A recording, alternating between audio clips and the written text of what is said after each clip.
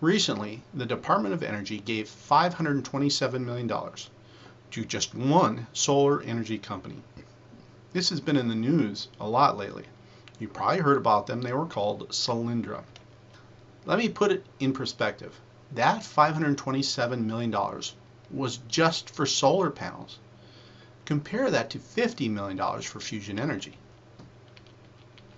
In Solyndra's stated goals, they had intended to make 300 megawatts of solar panels per year.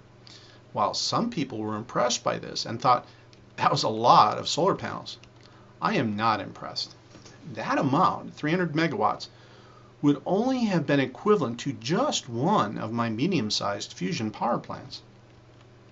Between now and the year 2050, I would like to be adding between 25 to 40 gigawatts of fusion capacity per year for a total of about 1,200 gigawatts, or in other words, 1.2 terawatts. That is just in the United States, not worldwide. My yearly goal for just the United States is, let me repeat, is about 105 times greater on the average as was Solyndra's goal. The worldwide numbers for my vision could be many times larger. Worldwide, by the year 2050, fusion energy could easily add 10 terawatts of new capacity. Also, keep in mind, for every terawatt of new fusion energy added, it would be worth tens of trillions of dollars in new wealth. My worry is, will Solyndra and the other recent energy bankruptcies cause years of delays for funding fusion energy? Energy research is very important. Events like Solyndra defaulting make funding other energy programs even more difficult. Funding my lab will be different from funding a national lab or funding a university. Even if they perform the exact experiments that I want to do, and even if they fail, then these institutions will keep asking for huge amounts of government funding. Their funding requests are like taxes, they never stop. On the other hand, with me, either way, no more government funding will be needed. Either my fusion power plant designs will not work, or if they do work, then the private funding will just start pouring in. It will be one of the biggest financial stampedes in history. Either way, with me, the government funding will not have an endless funding obligation stretching out into the distant future. I'll be much less expensive than government labs and universities, even when you factor in the cost of the new lab. If I'm right, then the benefits to the country will be thousands of times greater than the funding needed. The benefits for the environment and for the world economy would be incalculable. Finally, let me ask this question one more time. What happens to new wealth and old wealth if these designs are developed in other countries first? It is not my role to protect the wealth of the United States. For that, we must rely on politicians. Something is going to happen somewhere. Somewhere people are going to get wealthy building these new power plants. I hope it all starts here in the United States. Will the politicians fail us? In a way, this part of the science film is a proposal from me to you. I'm proposing the United States help me to start building fusion power plants. I'm proposing a fast-track program for getting it done. Of course, you can say no and not get involved. I hope that if you do nothing else, how you vote for politicians will be influenced. If you do nothing else, please talk with your politicians about fusion energy. To recap, I'm proposing to build about 1,500 major commercial fusion power plants in the United States, about 8,000 to 9,000 in total. This is based partly upon need, this is based partly upon a growing population, upon replacing older power plants. Partly this is based upon the desire that many people have to decommission the old, dirty, dangerous power plants and to replace them with clean and safe power plants. I am proposing a way that this can be done.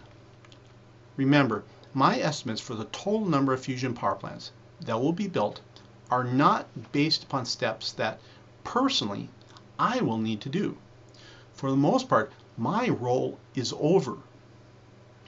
This is a good example of where an inventor must get out of the way and let the professionals with other skills take over. As I start my fusion energy lab, initially I will be the person that hires the key people. Initially, I will direct the scientific research. Initially, I will direct the engineering. However, I'm not going to personally do the engineering. For the most part, my role should be over. Obviously, I must get enough funding to start my fusion energy lab. The lab must do some research, some engineering, and build and perform the experiments. However, my laboratory will not be involved in raising the capital needed to build the commercial fusion power plants. My lab will not manufacture the power plants. My lab will not even draft the blueprints for the final commercial fusion power plants, the ones that you would end up seeing popping up all over the country.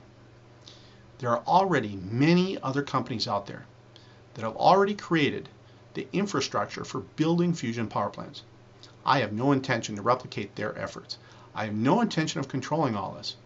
When it comes to these aspects of changing our energy infrastructure, the best thing I can do is get out of the way.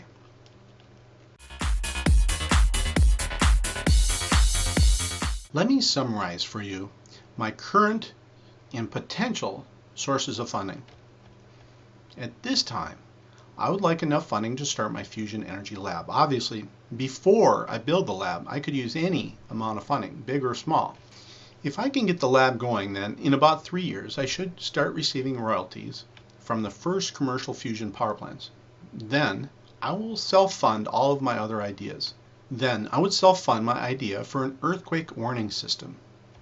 Then I would self-fund my idea for collecting water in hot deserts, which I'll explain for you in just a few minutes. It's really cool.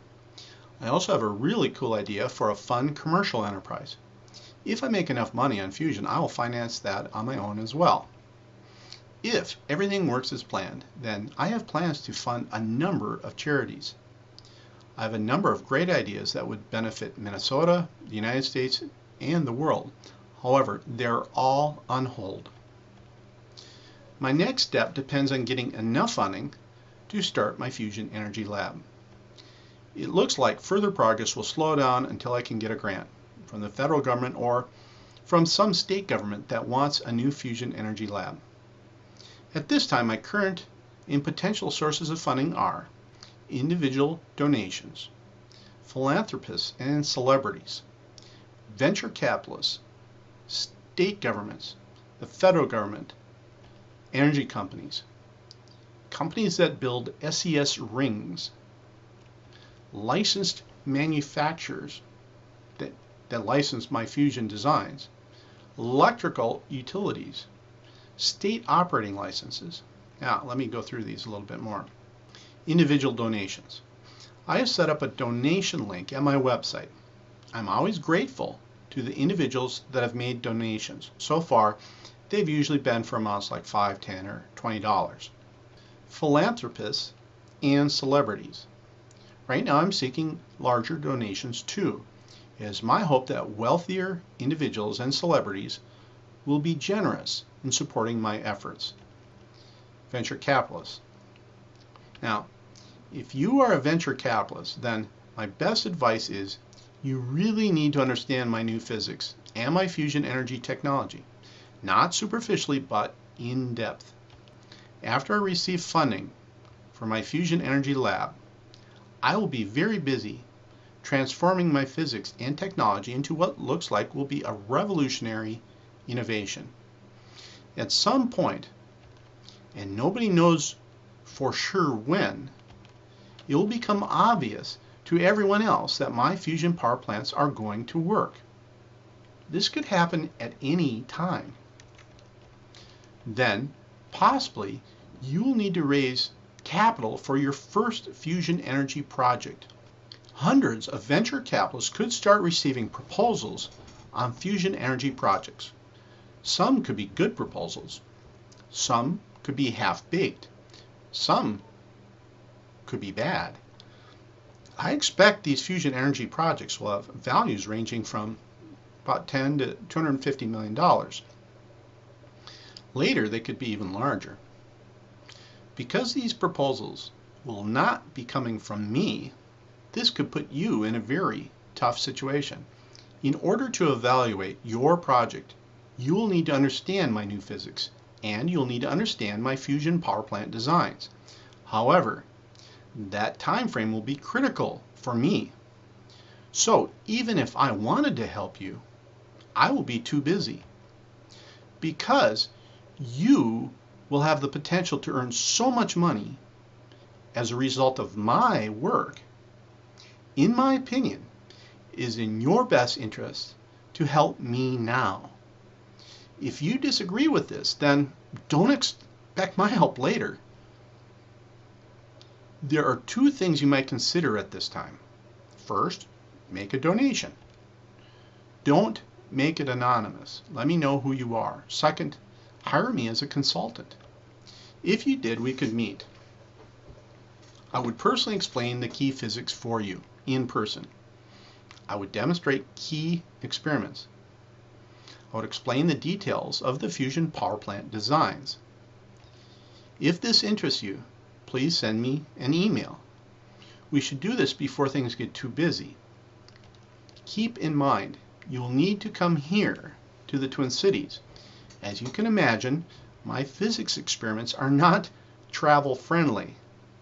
When I went to a fusion conference in Albuquerque, I hauled down about 1,000 pounds of experiments in the back of my SUV. For now, I am done hauling them around. I wouldn't even consider bringing them on a plane or through airport security. I will not be flying around the country putting on little physics shows. Why would I? For my situation, that doesn't make sense. Finally, remember, personally, I will not be seeking funding from you. It is more likely that, if we get to know each other, at some point you might ask me to help fund one of your projects. Whether it is getting progress updates, physics training, or something else, helping me out now in some way ahead of time could have significant benefits for you. Millions of benefits.